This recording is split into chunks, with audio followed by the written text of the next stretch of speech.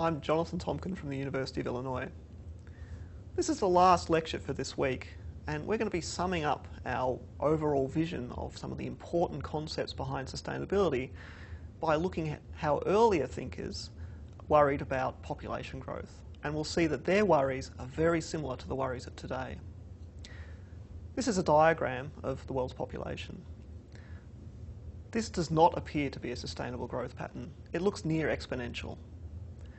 We'll discuss why this is unsustainable in this lecture, but next week we'll find out if it really is. Global population is 7 billion now. Most recent growth rates for the world population is about 1%. And if that were to continue, that would imply that the global population will double in about 70 years. Imagine 14 billion people by 2080. What would happen if this came to pass? It's a tough question, but luckily for us, somebody has already been doing the hard thinking on this 200 years ago. Thomas Malthus thought that this kind of growth was not sustainable, and he wrote down his reasoning in 1798. Many of these concerns are very relevant for today. Let's explore his reasoning. Firstly, he noted that any population growth that was exponential, and this means that it doubles in any given period of time. And so here on this slide, I have a picture of the world population growth and an example of how an exponential growth might happen. For every additional unit of time, the population doubles. So population goes from 1 to 2, it doubles to 4, it doubles to 8, and it doubles to 16. That is an exponential pattern of growth. If we have a 1% growth rate, as we see in the world today, this implies that there is an annual doubling every 70 years.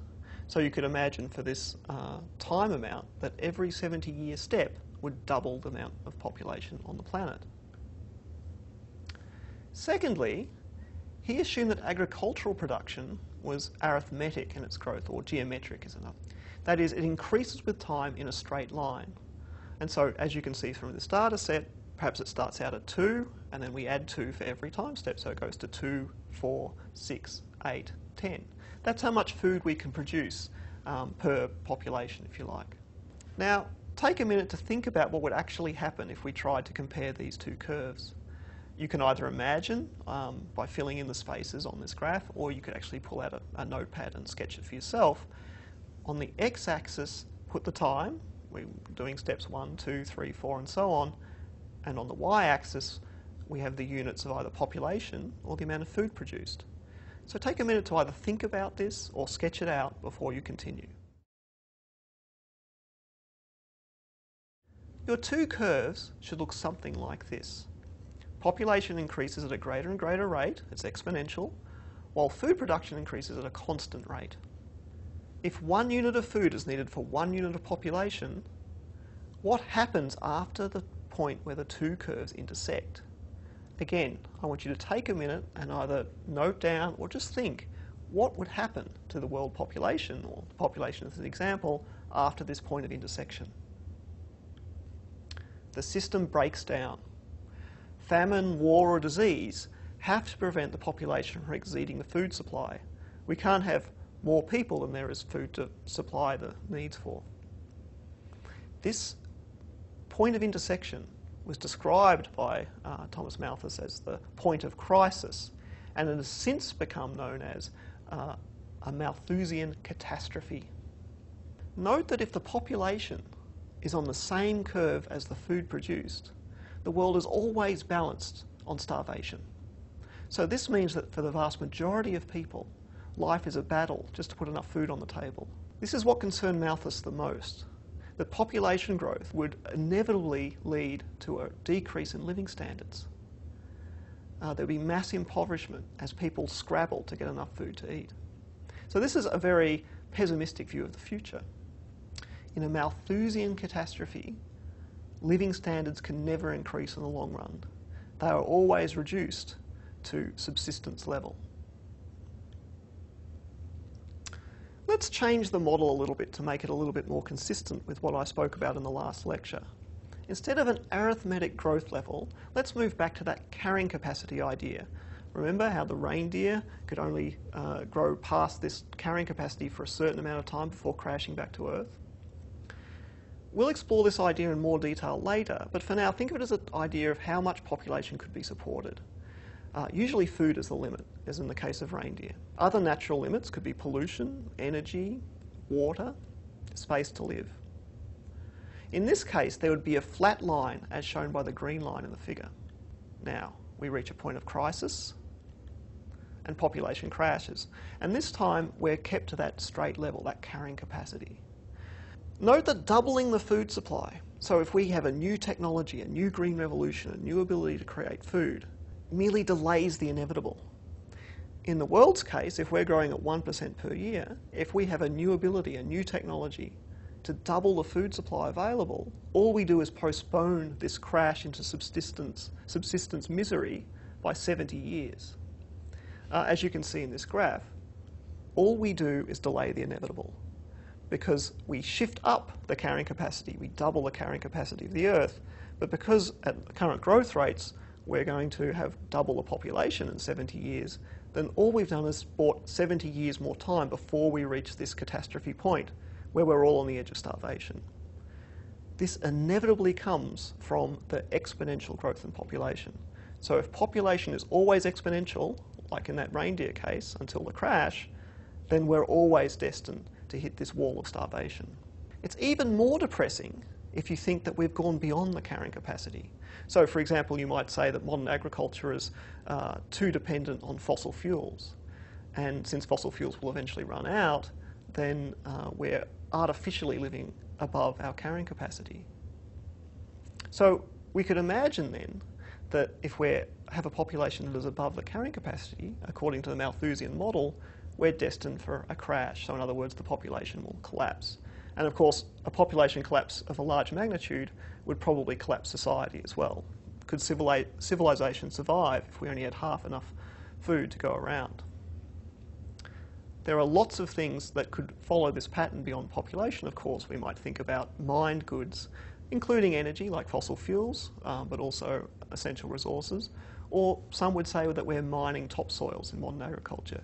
So you can use this sort of Malthusian model not just for population, but for lots of other potentially unsustainable systems. Now, it turns out that we did not have the sort of collapse that Malthus predicted over the last 200 years. But in defence of Malthus, his model was essentially correct up until the point of time in which he wrote it. This is an image of urban poverty in 18th century Britain. At this point in time, the masses of Britain were very poor.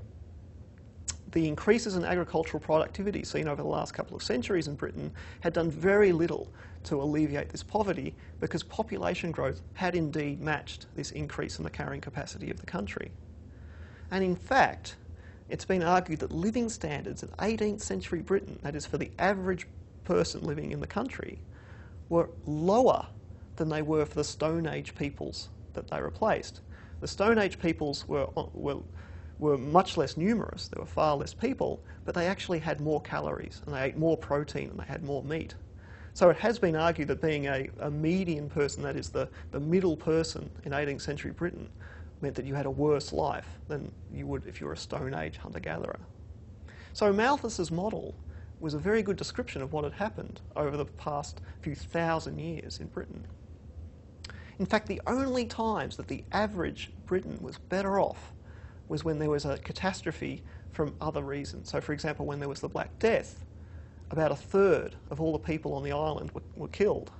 And this suddenly meant that there was much more land available, and so the demand for labour went up. And at that point in time, the average peasant farmer enjoyed a higher standard of living than they did previously or afterwards, once the population came back up to that carrying capacity level. This is all very consistent with a Malthusian worldview. So we should remember that when we're thinking about this model.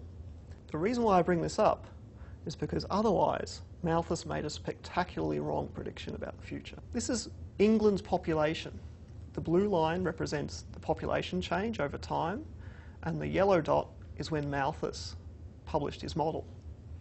And as you can see, what happened directly after Malthus published the model was that there was an enormous increase in the population of England. The population doubled, then doubled once more, and has almost doubled again in the last 200 years. Not only that, the average Briton is far wealthier today than they were 200 years ago. The Industrial Revolution has meant that the average person in the country has about 15 times as much wealth today as they did 200 years ago when Malthus wrote his predictions. So rising populations has not led to mass starvation. Not only that, rising populations has not made people poorer. In fact, in both of these cases, the reverse has happened. People in Britain are more numerous and wealthier than they were 200 years ago. People make Malthusian predictions today. This is often called neo-Malthusian, or it's a new Malthusian prediction. Recent neo-Malthusian predictions have been as bad as the predictions made by Malthus 200 years ago. For example, Paul Ehrlich wrote in 1967 that the battle to feed all of humanity is over. In the 1970s and 1980s, hundreds of millions of people will starve to death in spite of any crash programs embarked upon now. Now, this statement was made in 1967, and I've marked this with a yellow dot on this graph. The blue line is the world population since then. The population has doubled since the prediction was made, as has the world income per person. So people are both wealthier and more numerous than they were when this prediction was made. As you can see, the very opposite of what a Malthusian would predict has happened across the world. And this thinking may indirectly influence a lot of other sorts of documents we read when we think about sustainability. This is from one of the very early texts that considered sustainability issues. It's from the Agenda 21 document from the Rio Earth Summit. And they suggested in this document that unless significant changes were made to the world's economy and its social systems, this was in 1992, we can expect to have the same sorts of issues. They talked about perpetuation of disparities between nations, a worsening of poverty, more hunger, ill health and illiteracy. Now, on all of these measures, the reverse has happened. Globally, there's more wealth, there's less illiteracy, there's better health. So we have to be aware that when we hear about these Malthusian predictions, that it is following a model that sometimes works and sometimes doesn't. Now, it is possible that we're living on borrowed time, and that the only reason why these predictions have failed, these more recent predictions, is because they're just a little bit too early. Maybe we're living on unsustainable practices, just like the reindeer were for so many years. Surely there must be some limit to how much population growth we can have? I think that's probably true, but in the next set of lectures we're going to talk about population growth, and we're going to find out that it's not all doom and gloom. Produced by OCE Atlas Digital Media at the University of Illinois, Urbana-Champaign.